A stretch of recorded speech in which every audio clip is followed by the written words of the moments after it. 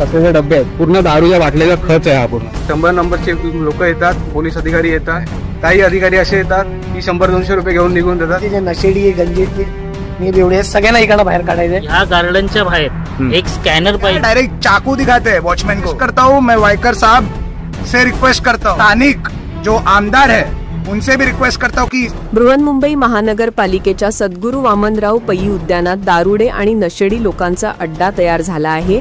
या ठिकाणी दारूच्या बाटल्या, कचरा आणि घाणीचं साम्राज्य पसरलेलं दिसतं आहे. उद्यानाचा परिसर पूर्णपणे अस्वच्छ आणि दूषित झालेला आहे. स्थानिक नागरिक आणि शिंदे गटाचे पदाधिकारी आणि कार्यकर्ते यांनी ही घटना पालिकेच्या निदर्शनास आणून दिली आहे. पण प्रश्न कायम, सद्गुरू वामनराव पै यांच्या नावाने असलेल्या या उद्यानात असा अपमान किती दिवस सहन करायचा? हे दृश्य पाहून नागरिकांमध्ये प्रचंड संताप उसळलेला आहे. महानगरपालिकेची जबाबदारी कुठे आहे? उद्यान सांभाळायचं की नशेचं ठिकाण बनू द्यायचं? दरम्यान आम्ही या संपूर्ण प्रकरणाचा सखोल आढावा घेतलाय. पाहुयात हा विशेष अहवाल. आम्ही इथले न्यू श्यामनगर जोगेश्वरी पूर्व इथले स्थानिक रहिवासी आहोत. गेले अनेक महिने जवळपास 1 वर्षभर आम्ही या तक्रारीवरती फॉलोअप घेत आहोत. न्यू श्यामनगर जोगेश्वरी पूर्व येथील सद्गुरू वामनराव पै CTS नंबर 27 काहीतरी नंबर आहे, त्या उद्यानात आपण इथे उभे आहोत.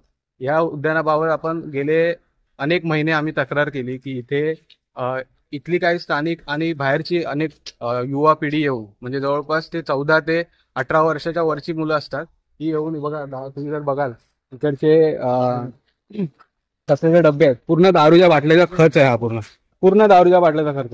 तर बाहेर इकडे 7-11 इकडेच दुकान आहे, त्या 7-11 मध्ये आणून इकडेच दारू पितात, इकडेच ते सगळं टाकलं जातं. त्याच्या आतमध्ये गांजा पितात, चरस पितात, बाहेरची मुलं येतात. इथले उद्यानाचे जे कोणी व्यवस्थापक असतील त्यांना आम्ही संपर्क केला. त्यांनी आता उद्यानामध्ये BMCच्या नियमानुसार उद्यानामध्ये जे कोणी वॉचमॅन हवे ते 24 तास वॉचमॅन तरी असले पाहिजे. आणि तो वॉचमॅन येतो, सकाळी लॉक खोलतो, निघून जातो. आता हे कॉन्ट्रॅक्ट कोणाकडे आहे ह्याची पण चौकशी करावी. आणि या कॉन्ट्रॅक्ट मधून एकच वॉचमॅन आहे, दिवसभरात एकच वॉचमॅन येतो, तो सकाळी लॉक खोलतो, निघून जातो, परत दुपारी येतो, लॉक लावतो. दिवसभरात कोणी नसतं. मग आता 4 वाजता येणार, संध्याकाळी लॉक खोलणार आणि ते लॉक तसंच असतं. मग त्यानंतर रात्री मुलं इकडनं जम्पिंग करून आतमध्ये जातात आणि हे सगळे उद्योग सुरू असतात. याच्यावरती काही तक्रार केली तर 100 नंबरला अनेक वेळा फोन केले. 100 नंबरचे लोक येतात, पोलीस अधिकारी येतात, काही पोलीस अधिकारी व्यवस्थित येतात की ते बाबा पोरांना बाहेर काढतात, पण कारवाई काही करत नाही. काही अधिकारी असे येतात की 100-200 रुपये घेऊन निघून देतात. हाही आरोप आम्ही देतोय आणि हाही आरोप अगदी आमच्या समोरासमोर घडलेला आहे. नाही, माझी एक व्यवस्थेने त्या दिवशी मला संपर्क साधला म्हणून मी स्थानिक पोलीस स्टेशनला आपण दिलेलंच आहे आणि आमच्या सगळ्यांशी बोललेलो आहे. पण आज जे तो प्रकार झाला, हा पण प्रकार आपल्याला थांबवायचा आणि इकडचे जे नशेडी गंजेडी एवढे सगळ्यांना इकडनं बाहेर काढायचं आहे. आमचं स्थानिक पोलीस स्टेशन आहे, आमचे खासदार साहेब आहेत, त्यांना आम्ही ऑलरेडी निवेदन दिलेलं आहे.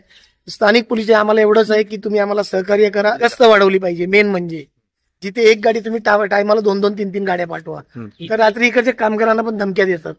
बाकीच्या ठिकाणी जे स्कॅनर लागतं, जे पोलीसवाले येतात आणि आपलं स्कॅन करून निघून जातात, तसं ह्या गार्डनच्या बाहेर एक स्कॅनर पाहिजे, जिथे पोलिसांची बीटची गाडी येईल, वारंवार स्कॅन होईल.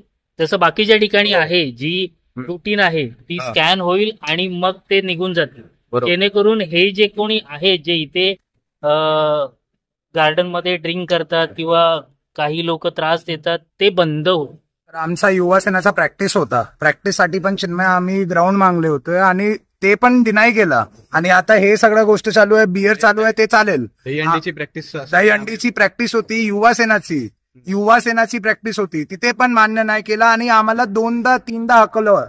इथून हकवला ऑलरेडी 2 बार निकाला गया हमको ये ग्राउंड से. लेकिन अब बियर पियोगे चलेगा, बाजू से खरीदोगे, इधर बैठोगे, चालू क्या डायरेक्ट चाकू दिखाते हैं वॉचमैन को. अभी युवा वाले लोग, बाहर वाले, दूसरे वाले लोग, और अंदर बैठ के दारू पियोगे तो चलेगा, एकदम गलत है. और मैं रिक्वेस्ट करता हूँ, मैं वाइकर साहब से रिक्वेस्ट करता हूँ, मैं मनीषा मैडम से रिक्वेस्ट करता हूँ कि इस पे कार्रवाई होनी चाहिए.